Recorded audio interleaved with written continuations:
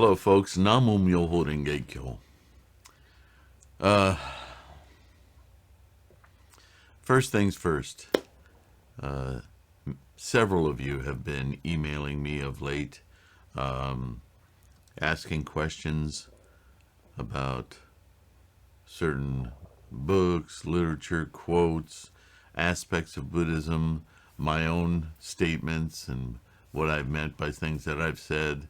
And first and foremost, I am incredibly humbled by the sincerity of your questions, the articulation of your thoughts. That is a large concern of my own, to be articulate and to, again, language. I love what, I can't remember his name now. He wrote Naked Lunch, and anyway, he famously said that language is a virus from outer space. I can't tell you how many times that statement floats through my head as I try desperately to convey my thoughts and my understandings in words. I don't know why it's so difficult for me. The fact that you guys seem to understand me so well, and also point out things that I don't do so well on. What a tremendous reward you are. So thank you so deeply. And I know it's hard to express that in words. I fumble around with it. So hopefully through this video medium, you'll be able to see my sincerity and my sincere thanks and appreciation for you guys, okay? Yeah, I can't, it makes me emotional to think this is just and this is the topic for today. And I just read this very short Gosho, and Nichiren must have felt this as well. It's a reply to a believer, or a person of confidence in resolve in their practice. You know, I don't like words like believe and Western religious terms. They get very befuddling, and that has very much been on our minds lately. Who was this written to? Anyone specific? Shijo Kingo? Well, why not say reply to Shijo Kingo? Anyway, so there you have it, Shijo Kingo. We are at the beginning of a 10,000 year period. Nichiren was at the beginning of a 10,000 year period. But when you look at, well, it's been like 800 years since Nichiren. So we haven't reached even the first 1,000 years of the latter day put behind us. So we're going to be in this situation for a long time to come. And this situation that I refer to is this age of greed, avarice, anger, which, as you understand as a Buddhist, isn't anger so much in the West. We think of anger as violence, right? But in Buddhism, anger is that manipulative, backstabbing, questioning, doubt, desperation, right? And foolishness, stupidity. Well, those three just go hand in hand, don't they? And I myself in daily life, and I'm sure on these videos, have mentioned many times, there's nothing more volatile, more unpredictable, more dangerous to life itself than a desperate human. Or any animal, for that matter. You know, how many anecdotes have you heard about a cornered animal, right? Well, human beings, we corner ourselves in our minds. So that's even more dangerous, because when an animal gets cornered, you can tell by looking at it that it's desperate. It's ready to do all sorts of mayhem, right? But we humans, we're sophisticated. We can hide our desperation in our heads. and we can act and walk and speak normally. In fact, psychologists have shown that that that preceding a homicide, it's not unusual, or it's almost telling that a homicidal killer will grin or even laugh. Not a brouhaha, but often precedes a homicidal act. I mean, we are very dangerous creatures. And Nichiren touches on this in this very brief Gosho. We live in times if you understand volatile as being quick to expand, quick, a volatile liquid isn't necessarily a liquid that is, volatility is a quick expansion, an ability. I don't know if it's an ability, but a quality, an aspect that evaporates quickly or becomes gaseous and expands quickly, right? So situations can be volatile because they can quickly expand out of control, right? Certainly a conflagration is a form of volatility, right? But think of that mentally. Think of what that means in the mind to be volatile. That should scare you, because all of us are susceptible. There are certain, it's a beleaguered term these days to say triggered, but nonetheless, it's an accurate visualization, conceptualization of how a word, an act, an amounting or an accrual of certain things can take a very nonplussed kind of thing that is, straw to break the camel's back, right? It can take a very small thing to act as that launching point, that conflagration in the mind.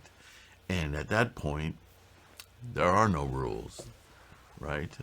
It's like the floodgates of monkeys that are desperate for something. So we live in an age where that is a potential that is rather constant around us. And I don't mean to say all of this in a way to frighten you, but I want to call your attention to it because when it comes to this practice, we talk about obstacles. And in our daily lives, we tend to think about obstacles in our mundane world, right? Somebody at work is becoming very antithetical to our progress, or we're being stepped over for promotions, or somebody has accused us of something. Oh goodness, those are the worst.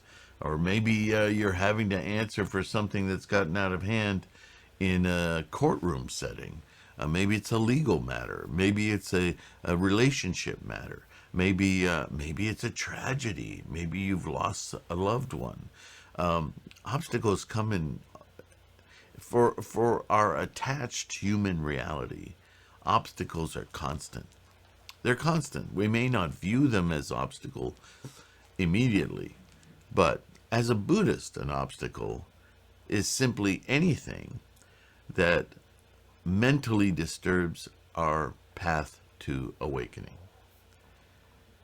And as Nichiren talks about his own life, he has mentioned in several Goshos and writings that his goal is to live in Myoho Renge Kyo all day long. What does that mean? So certainly on this spectrum is, what is Myoho Renge Kyo? Is it just magical words? Is it an intonation of some magical formula? Our minds tend to go that way when we're not familiar with the entirety of the teachings, when we haven't grasped yet the function and the method of Myoho Renge Kyo. No, it's not magic words. No, it's not a magical formula. It's an intonation. It's an intonation that our human samsaric minds and bodies can formulate to represent. Myoho Renge Kyo is an ultimate stand-in, if you will. It's an invocation of, not unlike when you're a child, and this, this will be an analogy that will falter, but I've used it before, and I think it's applicable. Buddhism walks this line of an enlightened mind versus a samsaric mind. This human existence and this human existence awakened. We never leave this human existence. Buddha is something we experience in this human existence. That's the entire practice of Buddhism. It's not like religion where we practice for some alternate universe, some after death kind of experience. Buddhism is about this experience, this moment, this life. How do we make this human life as wonderful, beneficial, appreciative as possible? Within the parameters of humanness, samsaric experience, how do we disconnect from the things in this experience that cause us to suffer? Anything that causes us to suffer, and therefore not Myoho Renge Kyo, not our Buddha, is obstacle. Getting back to that point. Does that make sense? So our Buddhist practice is about being enlightened. It's about being Buddha right now. Anything that gets in the way of that is obstacle. Whether it's a job, whether it's a distraction, whether it's an addiction, whatever it is, it's not an obstacle in terms of being human. It's being human. In fact, you could almost say, and that I'm going to retract these words because it easily can lead you to a nihilistic point of view, and Buddhism is not nihilistic. But very, core of the matter is our greatest obstacles to Buddhahood is not being Buddha. In other words, in being samsaric. But here's the rub. Being samsaric is our only path to experience Buddha. Do you see this line now? This precipitous existence? We are a manifestation of attachment. And so we don't begrudge this life, because this life is the very thing that provides for us to see Buddha, to experience Buddha. You see? It's a mental exercise, a mental state of being. And anything that knocks us out of that alignment, realization, being, is obstacle. It's Dairaku no Mao. It's say it a million ways. All of Buddhism is an expedient exercise to demonstrate that our minds are very volatile and can easily be distracted like a monkey. This is why the analogy of the monkeys, squirrel, right? Our mind just goes with the rest of us follows, right? So as Nichiren says, once again, to live my life in every moment, Myoho Renge Kyo. Myoho Renge Kyo is a representation, an invocation, like when we're getting back to being a child, When we're in danger, a child will call out for mother. Not Micheline Mariette Chamberlain. Mother. Right? Because mother is a concept. Mother isn't an individual. Mother is a nurturing, feeding, of which I come from. It's, without mother, you don't exist. And a child knows this explicitly. It's even comical, right? You get injured. Mother! You might narrowly missed injury. Right? So what is that? Whether your mother is anywhere in reach, the concept mother is at once comforting, seeking, embracing. Right? Think of that. That is an invocation of mother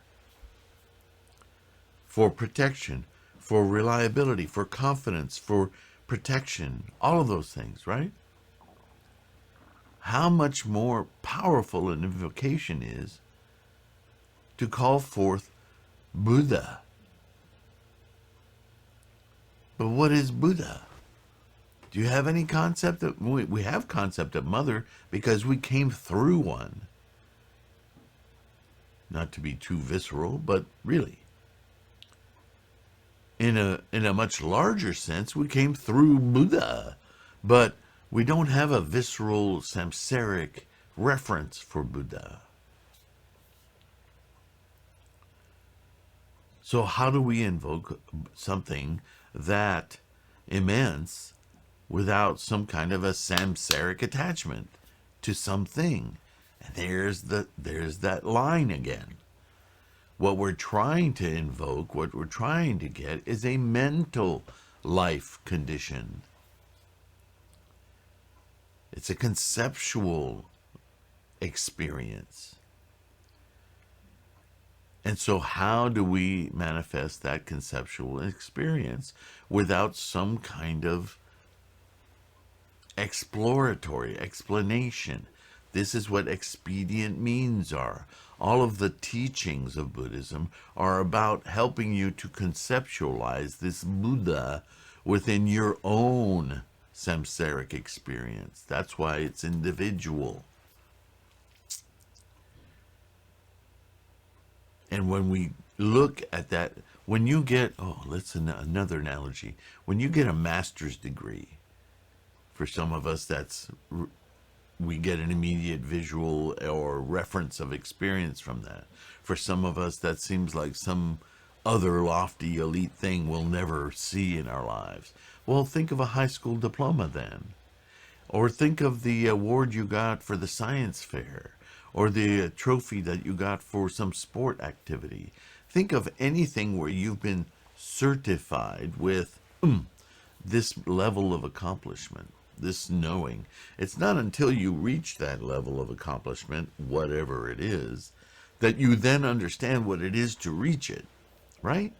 We can talk about baseball all day long, but until you're in the playoffs and your team wins, you don't know what that feels like. You don't know what that's like. You can label it, but that doesn't do it, right? So, we have to study, and we study, and certain things give us insight, little mental chunks that we can build our understanding of what our mental capacity is for a life condition freed from the sufferings of everyday life, freed from obstacles. And when we get to that ultimate method, that ultimate teaching, that only really makes sense to us once we have gotten there. It's useful to say you're a master, but until you really experience being a master, the word is just a distant kind of a carrot. When you feel it, it comes with all of the experience of having worked hard to achieve it. And it has a different sense than a carrot. You actually have the taste in your mouth, to put it viscerally. And this is Myoho Renge Kyo. Myoho Renge Kyo is the sound, the visual aspect, the oral aspect, the thought aspect, the mental aspect of this invocation, Buddha, Myoho Renge Kyo. No matter who you are, your particular path to Buddha is inculcated, if you will, into the words, into the sounds, into the characters, Myoho Renge Kyo.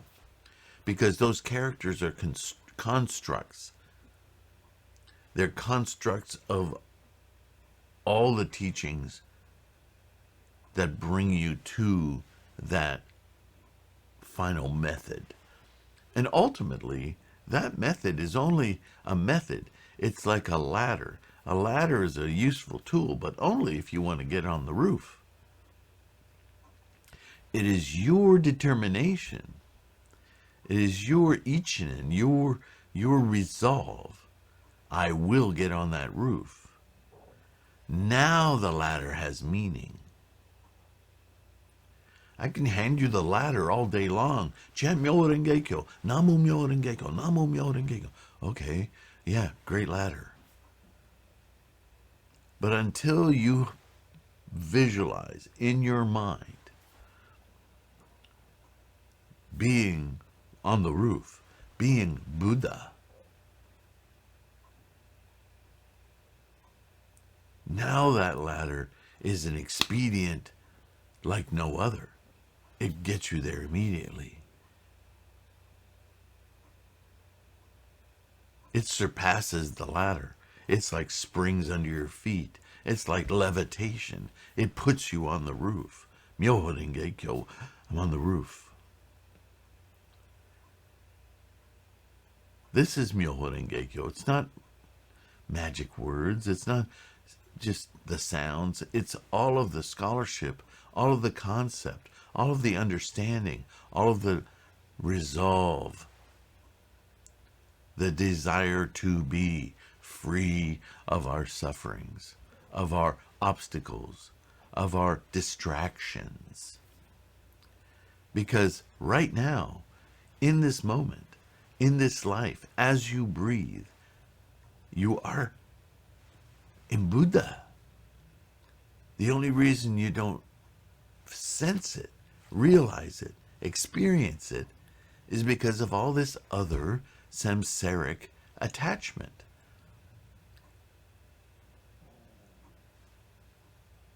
So you might say, well, why can't I just see that? Exactly. This entire practice is about not just conceptualizing that, but actualizing it. We don't want to leave this life because this life provides us for the ability to make that realization, to actually experience it. So we don't begrudge our bodies, our lives, our samsaric experience. We just want to change our perception of it so that we can realize that we're in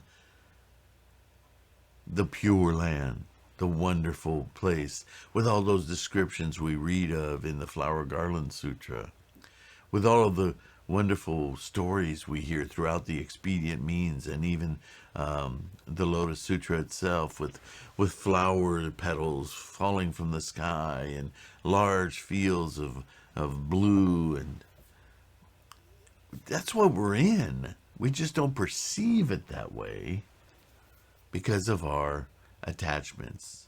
We want things to be permanent. We want things to be ours. We want things to be, and we obsess.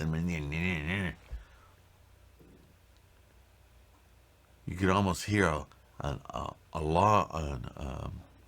oral kind of whoosh when when that just quiets down and the monkeys just look at you in anticipation, and you get a little archaic grin on your face and you go, just wow, this Myoho Renge-kyo. So let's talk about some obstacles. Reply to a believer. Reply to Shijo Kingo. Shijo Kingo. So basically this word believer we can understand now as a reference to Nichiren's recognition that Shijo Kingo is a resolute purveyor and pursuer of Buddha. He's resolved. I've just received your letter. Considering how disasters have struck one after another in the wake of my exile, would they dare attempt to harass us any further? I feel they will do no more, but people on the brink of ruin are capable of everything. Anything. Sorry. Isn't that what I just said? Desperation.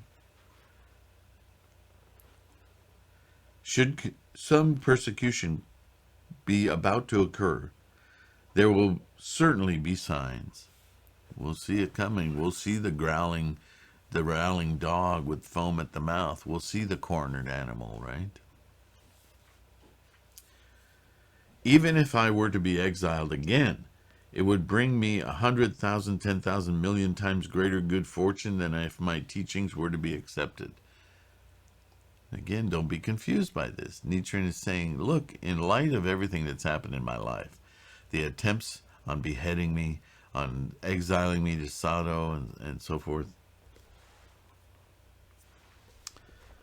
all of these have merely proved out that what I am teaching on the correct practice of Buddhism, Myoho Renge-kyo, is valid. Because of course, cornered dogs will bite. But I'm still here. I'm not harmed. This has worked as a proof of what I'm teaching, of what I'm saying, of what I'm articulating for Shakyamuni in our day and age. What the true practice of Buddhism is in culmination of the sermon of the Lotus Sutra. The next exile would be my third. Should it happen, the Lotus Sutra could never accuse me of being a negligent votary.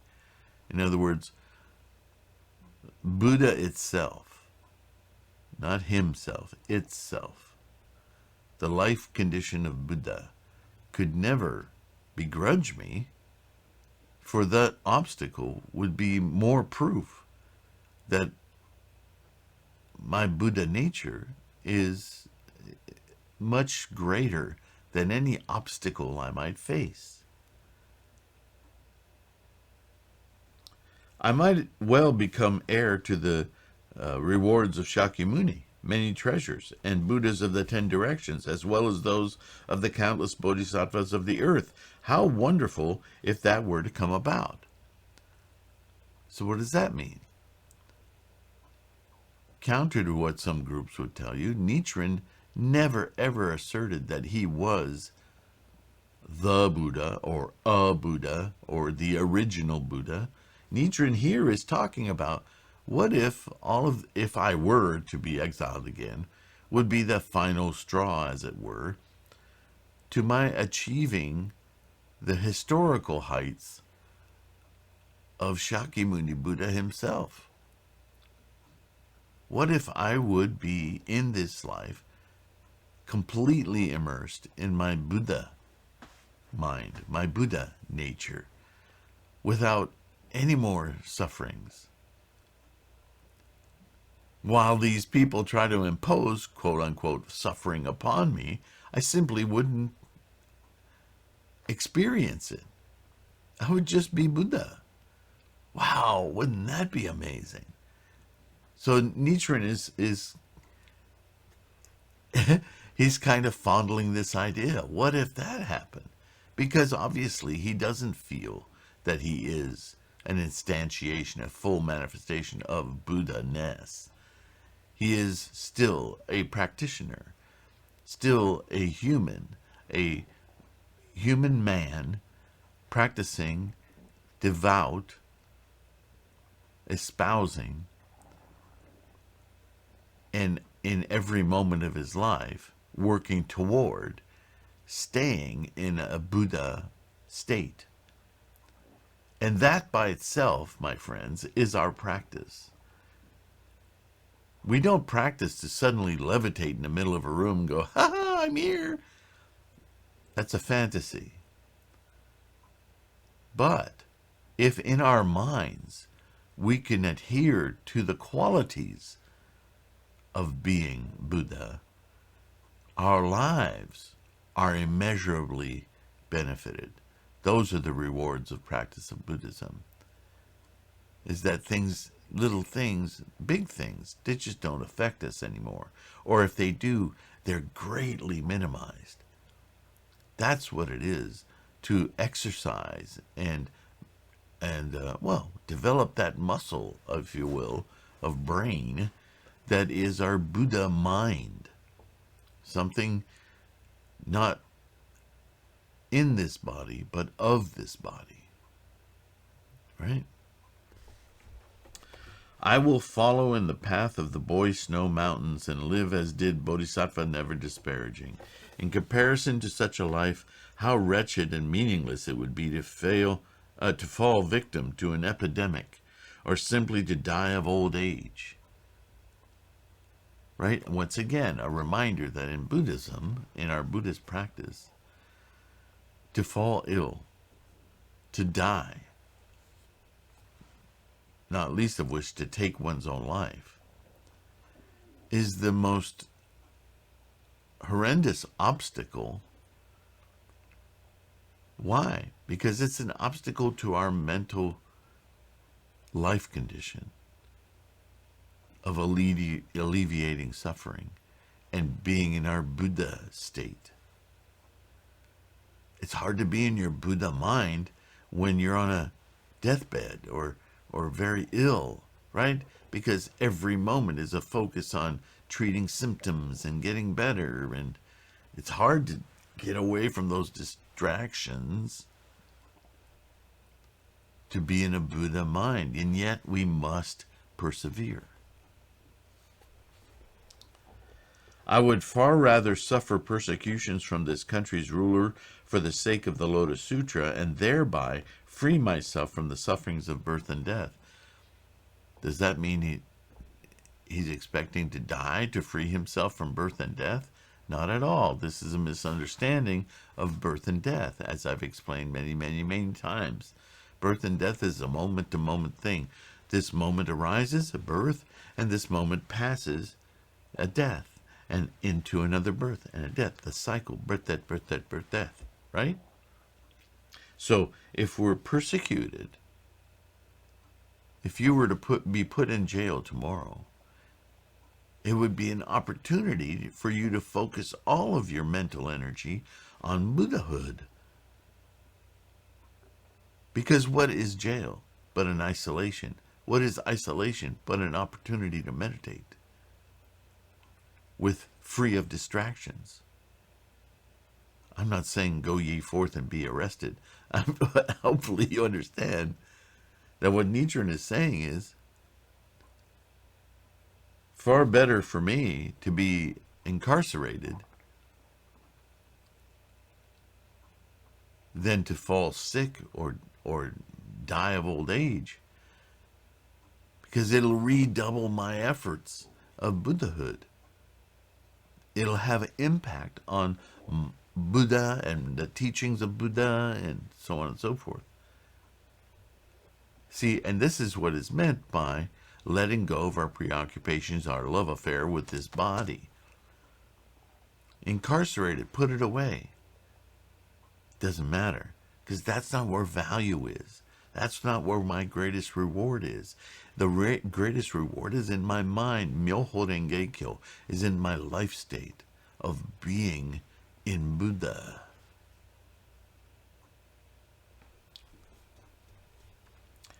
He continues, then I could test the vows that the sun goddess, great Bodhisattva Hachiman, and the deities of the sun and moon, Shakra, Brahma, and the other deities made in the presence of the Buddha. Above all, I will urge them to protect every one of you, because the more, and this is true for all of us, the more we live in our Buddha life state, the more we perceive the awe of life itself. Obviously, the more your life matters, her life matters, his life matters. The plants, the trees, the animals, the humans, all of life matters much more profoundly when we're in a life state that isn't focused on me. Right? This is what Nichiren is saying. Even if I were to be incarcerated again and incur the wrath of the ruler, not only would that be more validation of my correct practice, an opportunity for me to spend even more focused energy into my Buddha life state, but then I would be completely overwhelmed by my compassion for all of you. Not that I'm not now, but how much more focused would it be?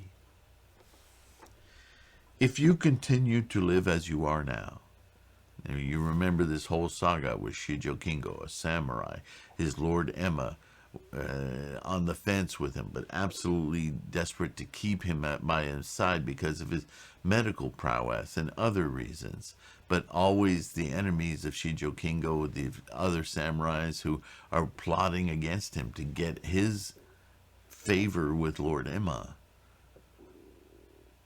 because they're Nembutsu followers, so they pick on his advocacy, his devotion to Nichiren and the Lotus Sutra. They're trying to drive a wedge between him and Lord Emma, who is himself Nembutsu. But Shijo Kingo keeps surmounting these attacks on him. And so Nichiren says, if you keep your resolve, you stay determined, but you don't begrudge people. Don't let your temper get in the way. Don't let your, right? Always those cautions. If you keep living as you are now, there can be no doubt that you will be practicing the Lotus Sutra 24 hours a day. There it is, living in Myoho Renge-kyo. That is practicing the Lotus Sutra 24 hours a day. Regard your service to your Lord as the practice of the Lotus Sutra. That's interesting. So, in life, we may be beholden to others. But because of the challenges that presents, view it as a support to your Buddha practice rather than an obstacle, because it's constantly challenging you. It's constantly sending you to your practice, causing you to chant Myoho Renge-kyo. How do I overcome this? How do I surmount this obstacle? Well, that source of obstacle is actually the fire under your butt that keeps you practicing and resolved to instantiate your Buddha life condition. So you've turned poison into medicine, haven't you? You've turned this possibly samsaric negative experience into a Buddhahood, Buddha practice of appreciation. Yeah, give me more obstacles. Thank you. Namu Myoho Renge-kyo. This is what is meant by, quote, no worldly affairs of this life or work are ever contrary to the true reality. Drop the mic. I hope you will deeply consider the meaning of this passage. With my deep respect, Nichiren. And so, I don't need to say anything else on top of that. The deep meaning of this passage. He's quoting the Lotus Sutra, and he's saying, worldly affairs, no matter how in this samsaric existence terrible these obstacles might seem, with your Buddha mind, you can see them as expediencies, as cheerleaders to your resolve, to your accomplishment of enlightenment. I know it may not seem that way at times, but the part of you that doesn't see the opportunity in the obstacle is your samsaric, your mind, your ego,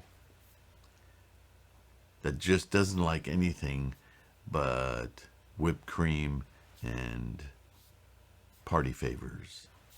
Everything else is just so arduous.